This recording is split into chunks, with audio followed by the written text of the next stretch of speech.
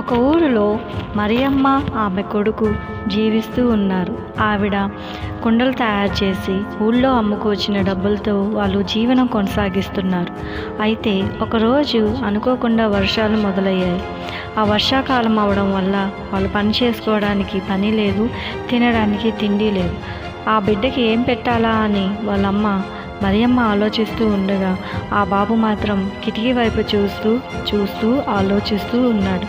అప్పుడు మరియమ్మ, ఏ శ్యామ్, ఎందుకు అలా కిటికీ వైపే చూస్తున్నావు అని చెప్పేసి అడగగా అప్పుడు ఆ బాబు, అమ్మ, దేవుడు ఆయన నమ్ముకున్న వాళ్ళకి కాకులతో రొట్టెలు పంపించాడని చెప్పి పాస్టర్ గారు చెప్పారు కదమ్మా, మనకు కూడా ఆయన కాకులతో ఏమైనా పంపిస్తాడేమోనని కిటికీ వైపే చూస్తున్నానమ్మా.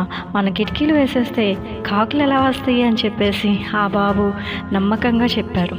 అప్పుడు ఆవిడ, ఆయన నమ్మిన వారిని దేవుడు ఎప్పుడూ వదిలిపెట్టాడు బాబు అని చెప్పేసి చెప్పింది. అంతలోకి వాళ్ళ ఇంటి దగ్గర బయట ఎవరో పిలుస్తున్నట్లు అనిపించి వెంటనే ఆవిడ తలుపు తీసి చూడగా ఒక ఆవిడ, అమ్మ, మేము పెళ్లి భోజనం తీసుకుని మిగిలింది ఎవరికైనా ఇద్దామని చెప్పి వెళ్తున్నాము. ఈ దారిలో మా కారు ఆగిపోయింది, ఈ భోజనాన్ని మీరు తీసుకోండి అని చెప్పేసి వాళ్ళు ఆ భోజనాన్ని, ఆ పెళ్ళికి సంబంధించిన భోజనాన్ని ఆవిడకి ఇచ్చేసి వెళ్ళిపోయారు. చూసారా ఫ్రెండ్స్, మనం నమ్మితే సమస్తము సాధ్యమే. నమ్ముటం నీ వలనైతే సమస్తము సాధ్యమే. God bless you all. Thank you for watching.